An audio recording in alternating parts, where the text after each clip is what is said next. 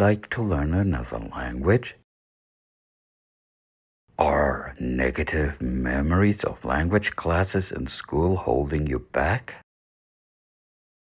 Are you afraid or even convinced you're unable to learn a language and would make a fool of yourself if you tried? Do you admire people that know more than one language and you wish you were one of them, but they also intimidate you? Have you convinced yourself that you don't have any language talent? Do you believe that you're not smart enough for learning another language? Do you think you're too old to start learning another language? Language acquisition is a vast and complex subject. I can't and won't burden you with bunches of details. I may not be an expert in every aspect of it, but I have quite a few decades of experience learning and teaching several languages successfully. So, if you're open to it, I'd like to give you some advice or at least some encouragement. Motivation. First, let's briefly consider some of the reasons why someone might want to learn another language. Necessity. You're preparing yourself for visiting or even living in another country and need to communicate there. Your school or job requires you to know a certain foreign language to qualify or advance. You want to get closer to your significant other's folks who speak another language. You have a certain interest or hobby whose pursuit would be enriched by knowing a certain language. Your religion's scriptures and prayers are in another language, and you wish to understand it for increased spiritual depth. You like the literature of a certain country or region and would like to read it in the original. Interest. You're dreaming of a life of travel and adventure and of getting to know other cultures. And a part of it is language. Or you're simply interested in and fascinated by languages and linguistic and cultural diversity. Attitude. Before they embark in the adventure of language learning, most novices require an adjustment in attitude. Here are some of the most important pieces of advice. Don't doubt and underestimate yourself. Allow yourself to be convinced that you can learn another language. You learned your own language all right, albeit as a child, so there's nothing wrong with your language learning ability. The language you wish to learn has been learned by lots and lots of people before you.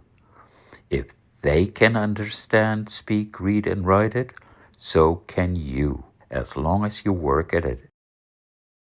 No, you don't have to be exceptionally intelligent to succeed. Your brain is more than capable of analyzing and assembling information without you even being aware of it.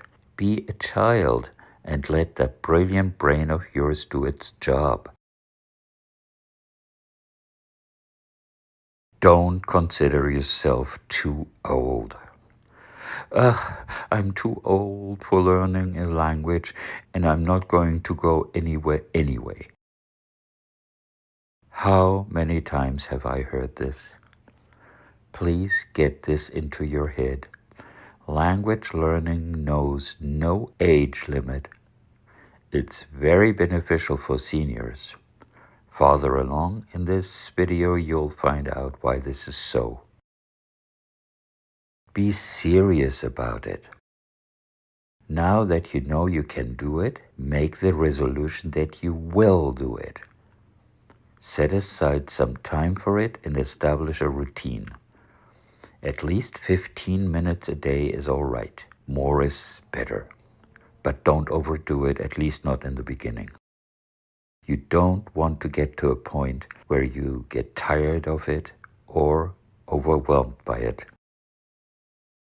Have fun. While you're serious about learning, don't ever allow it to become drudgery. Make sure it's fun and that after each lesson, you look forward to the next one. If the course you chose is boring to you, choose another more interesting one. Be determined to enjoy the activity. Don't be discouraged.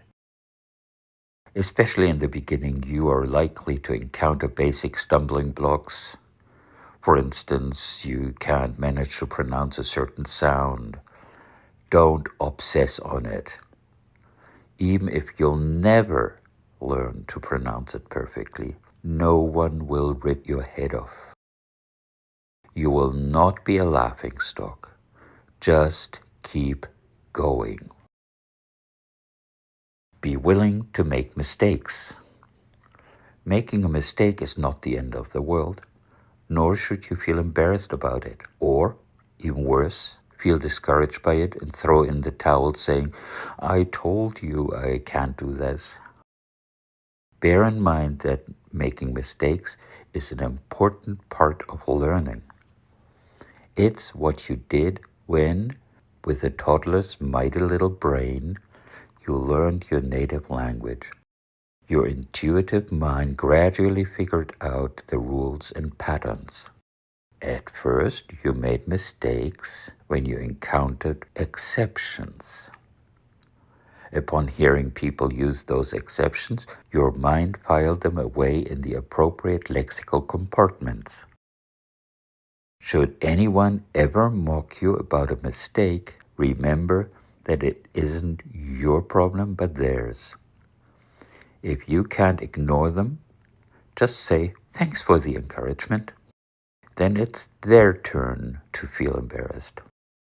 Don't let people discourage you, especially not you yourself. Keep going, no matter what. Don't be scared of anything. Maybe the language you want to learn uses what to you seems a daunting writing system, or it has a tonal system that to you seems exotic and mysterious. Don't be afraid. Given a good teaching method, it's probably going to be easier to learn than you expect. Don't be intimidated. Language learning isn't a competition. If someone you know seems to be making faster progress than you, it really has nothing to do with you. You go at your own pace. And, for goodness sake, disregard show-offs, such as those polyglots and hyperpolyglots that strut the stuff online. Many of them learn phrases and then edit their videos to make themselves seem more proficient than they are. Expectations. Along with sound motivation, courage, confidence, and determination, realistic expectations are of paramount importance.